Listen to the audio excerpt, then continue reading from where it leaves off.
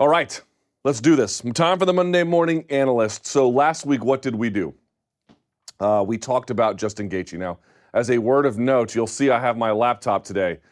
Many of you might already know this. I'm a very stupid man. And as a consequence of being a very stupid man, I'm forgetful. Por ejemplo, I forgot my iPad today. So we'll still have the video and the slides and everything, but I have to jerry-rig it a little bit off of my laptop. So don't worry, same good information, just got to be a little patient with me to get through it. So I apologize for that. But nevertheless, we do have some good information. So I was thinking about this fight because if you go back and you watch the first Holloway and you watch the first Poirier fight, I'm not saying it's worthless, but it bears such little resemblance to who they are that you end up in this weird position where it's like, I don't even know who I'm looking at here anymore. So that wasn't helpful. But as I started this program, or this segment anyway, we looked at Justin Gaethje last week. Now, what did we look at when we watched what he was doing? If I had to ask you what Gaethje is good at, what would you tell me? Probably a lot of things. But one thing he's very good at is hurting people trying to evade him. They're either ducking and getting out of the way, they're retreating, they're slipping, they're just trying to move away from him or move out of the way of a strike. And he's very good at making them pay as a consequence. He's gotten even better at it over time. That's how he finished Edson Barboza, switching stances and catching a guy with a hook on the exit. So I was thinking about that, and then I just happened to be watching some boxing footage online. And I saw something, and it just kind of shocked me for a second, because there's another guy who's really good at that. Now, he does a lot more than just that, but that just sort of sparked it was a catalyst for further development into something else. And I found something that I thought was worth exploring, which is there's a famous boxer. You can put up the slide. There's a famous boxer who this guy does a lot of the same things. Now, I'm going to make this comparison. Understand what I'm saying. I'm not saying that they're identical. I'm not saying that they do all the same things. In fact, there's a lot of really meaningful differences, not least of which is one is boxing, one is MMA. Different ranges, different weapons, all kinds of stuff. But there were some similarities in some really fundamental respects too. And I'm bringing up those similarities because it's how he is winning fights and it's how he ends up overwhelming people in the end, especially since that Pettis fight. Really, since 2016, the last 3 years or so, he's taken a turn in a very important regard, not merely in his technical maturation, but in his metagame and the way in which he pursues things. So, who is that boxer? You might be saying, I don't know, is it Amir Khan? Is it Canelo? Is it Golovkin? Maybe those people have some things that they do that also matches that, but that's not what I was watching, and it was not what I paid attention to. This is the gentleman. By the way, again, you got to forgive me here a little bit because I'm working with my inferior tools. This is the gentleman who I think he really resembles in the end. It's this man. Do you know who this is? This is one of the OGs, my friend. This is Marvelous Marvin Hagler. Back before yoga and kale chips, men ate rocks and gargled gasoline. They did sit-ups and they earned everything. This guy was the alpha among them. Now, there is controversy about his last fight, which was the loss to Sugar Ray Leonard. I think he won the contest, but neither here nor there. Look at this man. You can find him wearing hats that say war, shirts that say destruction. He was the middleweight champion of the world, I think, for 7 years. Middleweight in boxing is in that 150-ish range that you know, so it's the same kind of lightweight range that you find in MMA. He held the belt for 12 consecutive defenses. He was just a march forward and had a reputation as a brawler, which was never quite fair. You can go online and you can find tons of analysis videos that show that this guy was so much more than that. He was a stance switcher, shifter. You know, he was really famous for something that Max does not do called the Gazelle punch, this sort of weird like leaping jab. Max never does any of that exactly, but Marvelous Marvin Hagler, like not a lot of fighters truly take my breath away. He was one of them. This guy is just the alpha of all alphas, and he does two things that I saw that I think are going to be critical details. If you see them in the fight, being successfully employed by Max Holloway. I don't know who can stop them. So if you don't see them, I'm not saying that he won't win. I'm just saying those seem to be two pretty critical weapons that he employs. Now, there's much more to Max's game, and there's much more to Marvin's game that we can't even get into that are totally different. Again, totally different sports. These are not global comparisons. I'm not trying to totalize Max by saying he's like Marvin Hagler. But there are two really fundamental things that are very similar that I wanted to point out. So drink that in, boys. That's what a real man looks like right there, all right? So what are the things that give us some space for meaningful comparison? I believe it's the following, all right? This is the Hagler-Holloway connection. The first two are the pieces of strategy that we're going to look at. The last two are merely a more general observation. So what are the two things that they both do, that this guy does, that Hagler also did to pretty great effect? One is he forces angles off of action, where you're going to see both Hagler and Max Holloway do. By the way, it's definitely blessed Max Holloway. I don't want him to change it to marvelous Max Holloway. Does have a nice ring to it, though. In any event, forces angles off of action. What you'll see Hagler and Holloway do is they will jab and rotate in a certain direction, often against the cage or the ropes, depending on the sport, obviously, and then get you to go a certain direction and then pop you on the exit. It's all intentional, right? It's all intentional.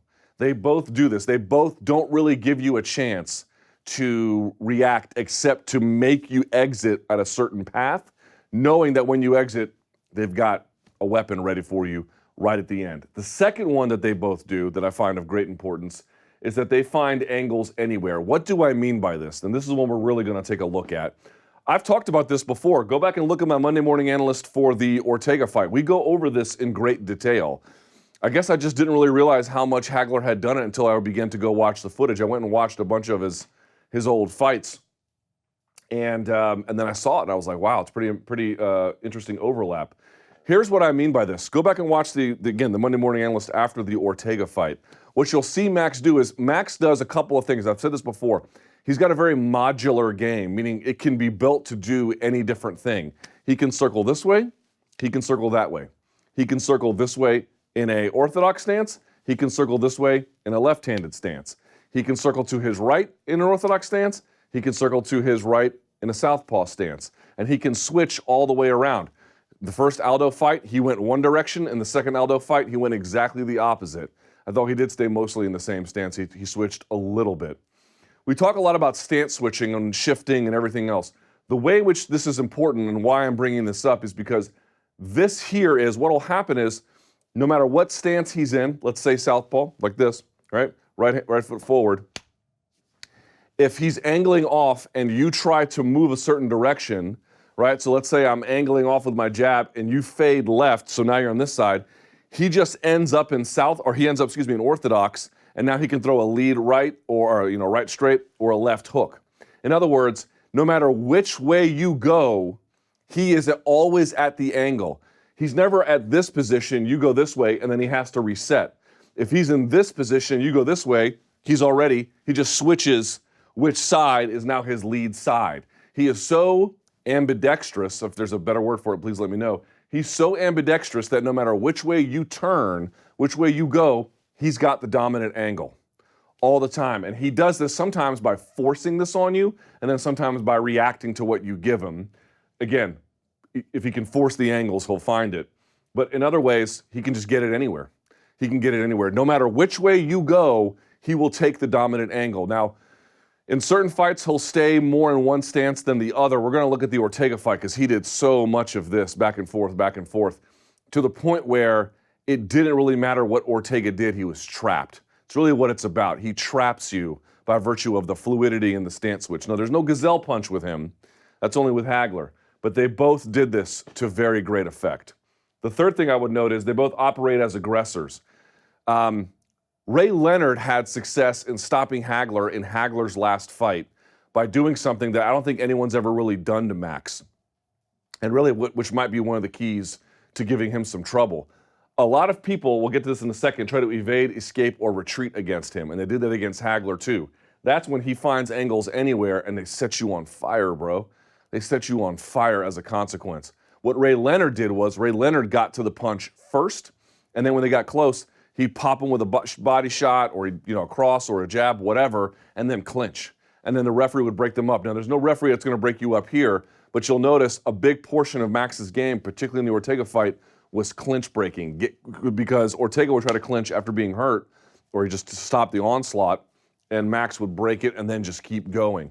I wonder if there might be something there, some way to pop him, be proactive, and then get inside of him, because it's not a space he likes to occupy. Where does Max do all of his work? At the end of a punch. He can kick, he can do other things, but it's really the dominant form of his offense, and it's always in that space where he does his best work. So when they're coming forward, that's really where they do well. If you go back and you look at the third round in the Ortega fight, that was where Ortega had his best round, because Max was backing up all the time. Now, don't misunderstand me. Max can still set you on fire backing up. It's not that he can't fight that way. He's just at his best doing these two things when he's in forward motion. Same for Hagler, okay? And then last, what does their style solve for? Like, there are problems in a fight, right? So you need a style to account for those problems. Their style accounts for many things. One of them is when people evade, which I'm going to consider a slip, escape, just trying to back out straight or back out at an angle, or retreat, simply just get out of there no matter which way possible. This style solves for that. Just like Justin Gaethje has gotten really good at getting in touch with people who are trying to move away from him, so too are Max Holloway and Marvin Hagler. Their style solves for, sometimes Hagler would overshoot with a punch and the guy would go by him. He would just be able to, it didn't matter. He was already there. He could already adopt the dominant angle without having to reset by flowing through that. I want to make a note about that before we look at the slides. That is so incredibly difficult. It's not just one thing to go here and then to switch to here, and now I'm going to be like, oh, well, now there's a new set of problems in front of you. It's quite another, because you'll see other fighters do this. You'll see other fighters switch to the different angles as they go through a combination, right? But they can't really stay in one position too long. Max can fight an entire fight in southpaw. Max can fight an entire fight in orthodox. Max can fight an entire fight going back and forth between them. He can do either of them going to his left or going to his right. He has total command of every different spatial option as it relates to stance and circling. Complete mastery. There's almost no difference in his game between the two.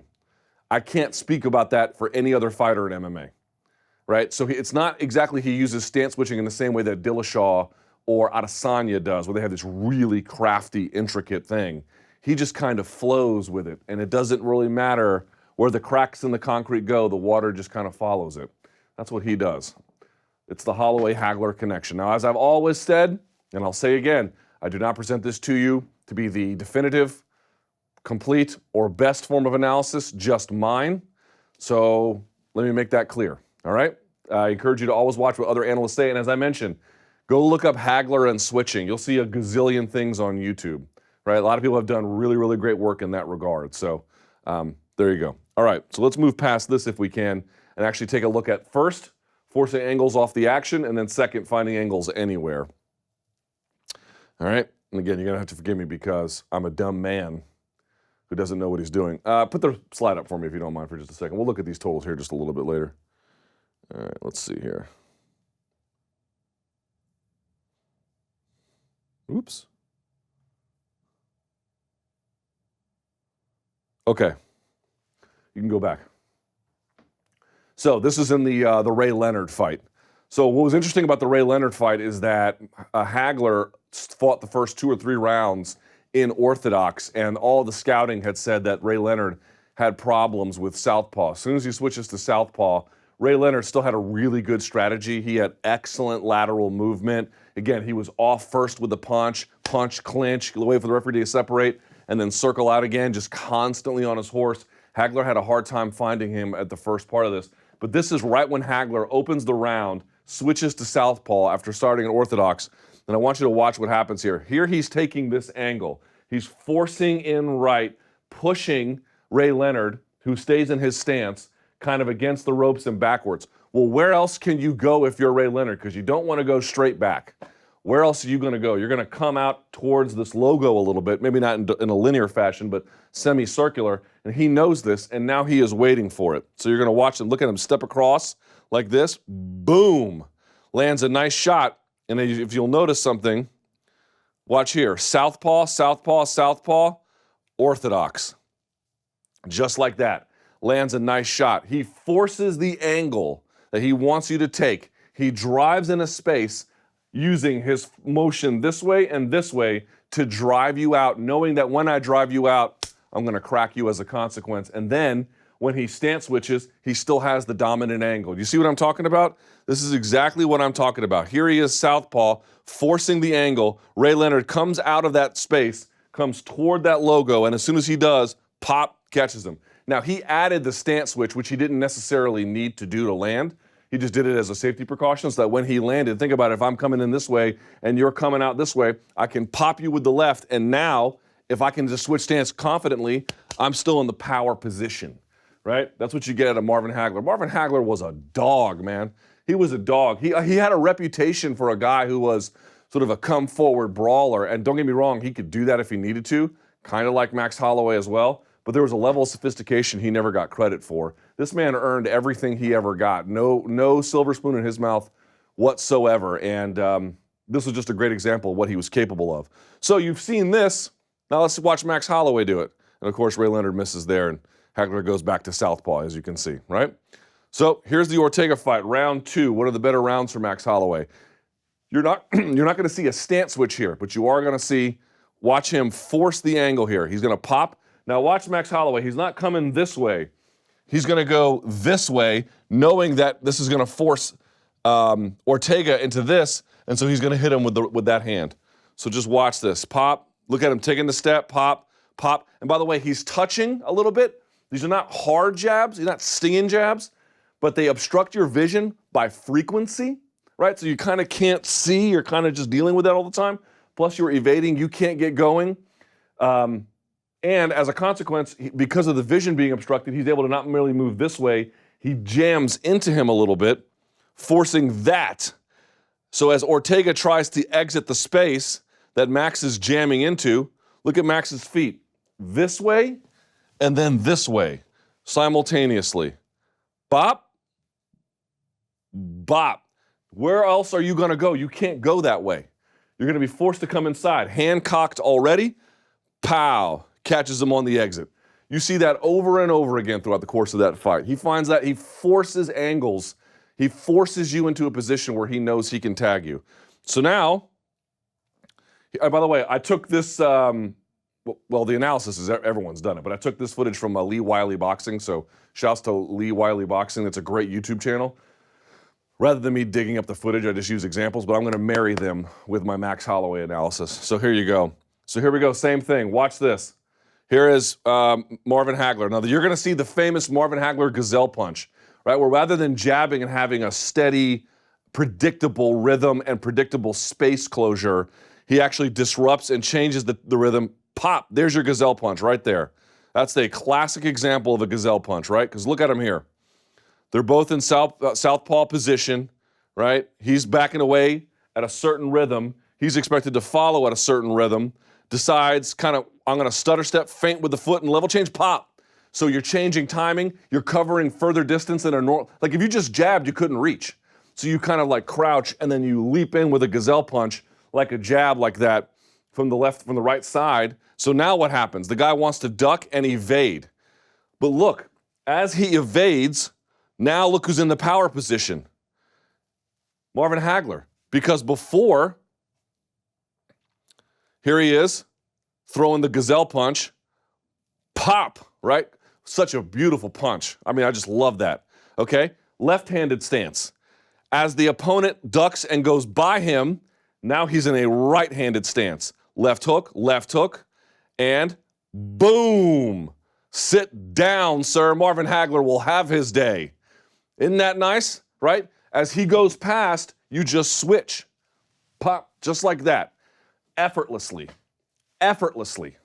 Very few fighters can do that, ladies and gentlemen. People can switch stances and then approach an attack. People can switch stances a little bit and play with this, but not to the level of sustained overtime mastery throughout the course of a fight. Marvin Hagler could do that. Now watch. This is Max Holloway. Watch him do something very similar. We'll show you a few examples of this, right? Here we are, orthodox stance. He comes in with the jab. Boom, he overshoots. What happens? Whoop, here he is, power position, ready to go from the left-handed. Now, this time Ortega did a good job of evading, so he's a little too far, but it is the exact same thing. Right-handed stance, overshoots, left-handed stance, right away. That is the exact same thing that Marvin Hagler did. Exact same thing. And now he's going to chase after him. Let's see what happens here. All right. Goes back now, kind of to right-handed. Decides to reset. Switches to left while throwing the jab. Misses. Right. Following. Pops him over. Decides to see what we're going to do. Ortega L steps, which I've shown you guys before. Catches him. Comes in with it over the top with the left. Stays southpaw, right? Stays southpaw, was ready to shoot there for a right-handed stance, didn't need to. Southpaw, and there he is, southpaw still, ducks it, stays in it, misses, pop, right-handed, throws it, back to southpaw, back to right-handed, and you see that, back and forth. Here is Hagler against Hearns, one of the best fights ever. Folks missed this one. I missed this one too. Here he is. So let's see what the stance is. He's in a southpaw stance. Hearns had a great jab, by the way. He gets on the inside of it, cracks him with the right hand. Hearns feels that one. Hagler chases. Now watch. He's in a southpaw stance, sort of. It's hard to say exactly what he's in here. Kind of chases him down with the right. But here, he throws it. Now this is clearly a southpaw stance for Hagler. Yeah? He throws the left, misses it. And rather than having to, he throws the left and then he's here. Rather than having to whip back around, he just stays here. And what do you think he's going to do? Power punch, bro. Have a seat, Mr. Hearns. There's only one middleweight at the top of this mountain. Kaboom, son. Kaboom. Let's watch Max Holloway do it. Here we are. Left-handed stance. This is now the fourth round. This is a really bad round for Brian Ortega. Pops him with the jab. Okay, gets on the inside. Stays in the angle. You see how people want to clinch with him and he breaks it? No one's really figured out a way to make Max clinch. It's going to be a hard thing to do. Stays in southpaw. Covers it left. Stays in southpaw. A little bit of a switch there. Chases after him. And now he's in right-handed. Well, still southpaw a little bit. All right, switches and then switches back, and then you see Ortega try to be all up on him. Here's another one. Ready? Pops it, stays in an orthodox stance, switches to left, back to right, back to left, back to right, stays in right, throws, now back to left. Look at this. Watch this again. Here he is in a right-handed stance. Ortega takes the angle. Look at Max. He's in a southpaw stance, jabs, and then what jabs, stays southpaw, then goes right to then stuff the takedown. Exact same thing. Here we are again. Watch. Right-handed stance. Max does a lot of this, right? Kind of can't tell where things are coming from. Pops it a little bit. Let's see. So he's forcing you back, by the way. Same thing as before. Let's see. Comes over the right. Takes the, look, it's the exact same thing. Throws the right.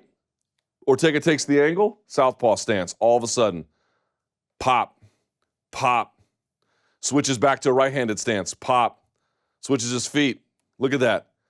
There's just nowhere to hide. Every time you think you're evading, you're just setting a new angle. Here he comes again. Pop. Now look at this. Just walking into different stances. Right-handed stance. Left-handed stance. Tries to clinch. Breaks. Here we go again. Right-handed stance. Now he's going to be in the left. There we go again. Switching back and forth. Right. Misses. Look at this. Doesn't have to change his feet. Now he's in a southpaw stance. Pop. Goes back to right. Pop. Over and over again. Now he's back in a left-handed stance. Pop, pop. Now he's back in a right-handed stance. It's just madness. How do you beat this guy? And again, clinch breaking. That's another part of this detail here. Boom. Right-handed stance.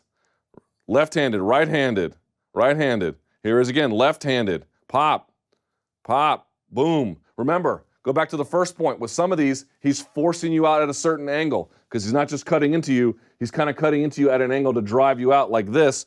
You see Ortega circling to his left. Boom, right? Clinches up.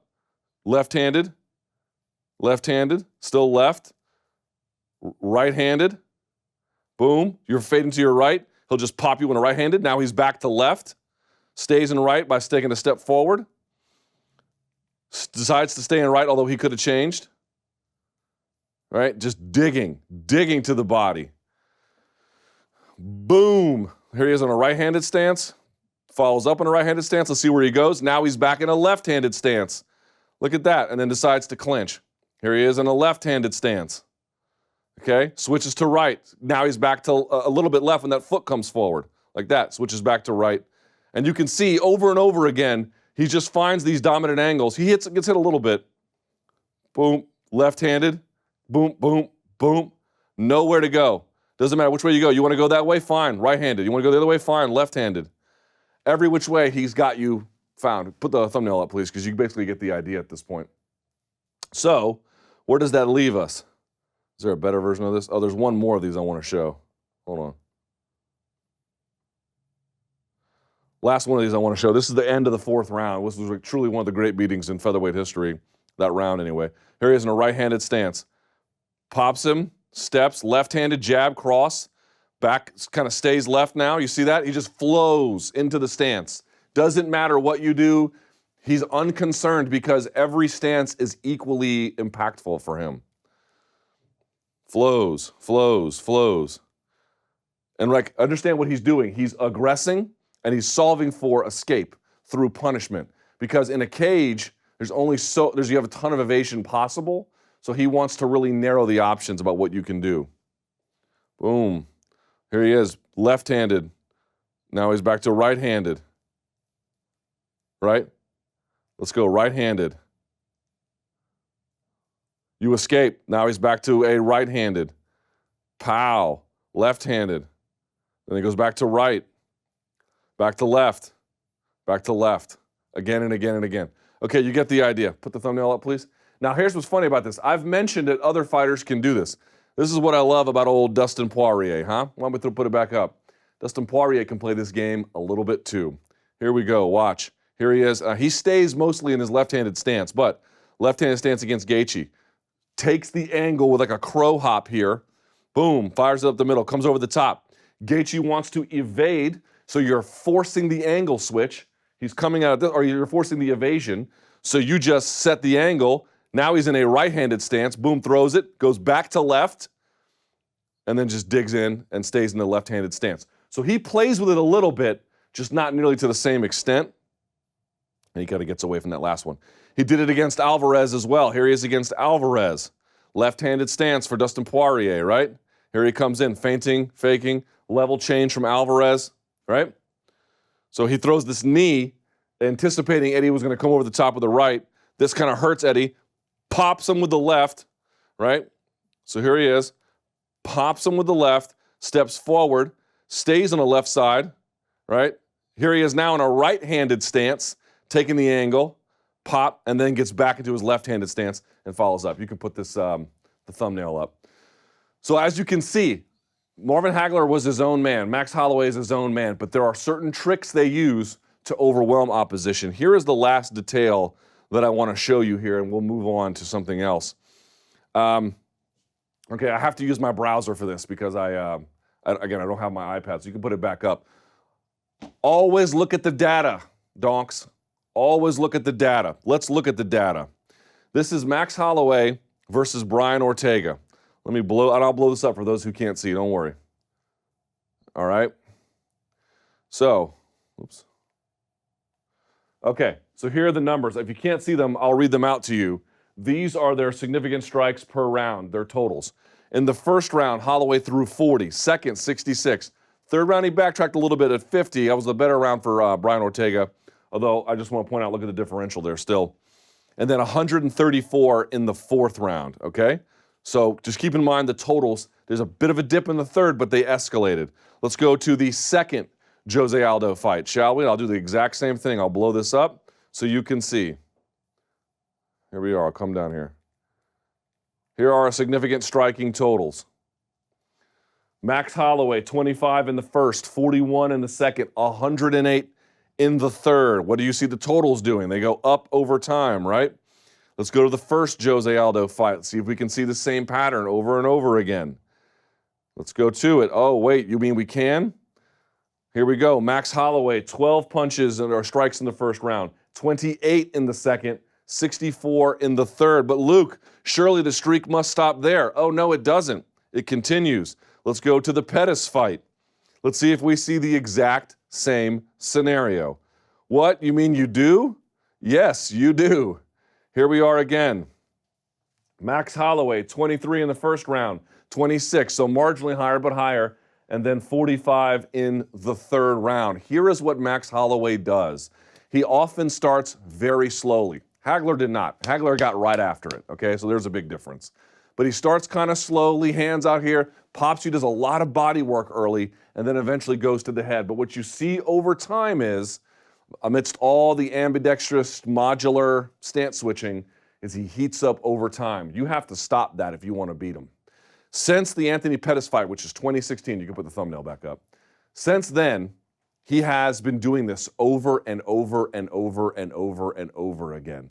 He gets into a rhythm where he just is popping you at boxing range, and you go one way and he's this way, and you go the other way, and now he just switches and he's in the other stance. And he can do that more fluidly than anybody else in the game. It is his gift. It is truly what he has mastered more than anyone else inside of MMA. But I just want to hearken back to one man who deserves some credit more than just about anybody else in the game, and it's this donk one more time. When men were men, he was the king of kings. Marvelous Marvin Hagler. What's old is new again, and the best thing you can do as a fighter is find your own identity. But the second best thing you can do is borrow from some of the guys who did it before you and did it quite well. I'm not saying Max Holloway stole it from him. These are all open best practices. But here's a fact. One of the best boxers ever in one of the toughest divisions ever. Boxing's middleweight division is its glory division. This guy was the king of kings for a very long time. If Dustin Poirier wants to be Ray Leonard, he's going to have to not only play some of those tricks, he's going to have to slow him down like Ray Leonard did. He's going to have to smother him, and he's going to have to find ways to get his own attacks in. Going to be a hard thing to do, because Max Holloway, he's both blessed and pretty marvelous himself. And that is the Monday Morning Analyst.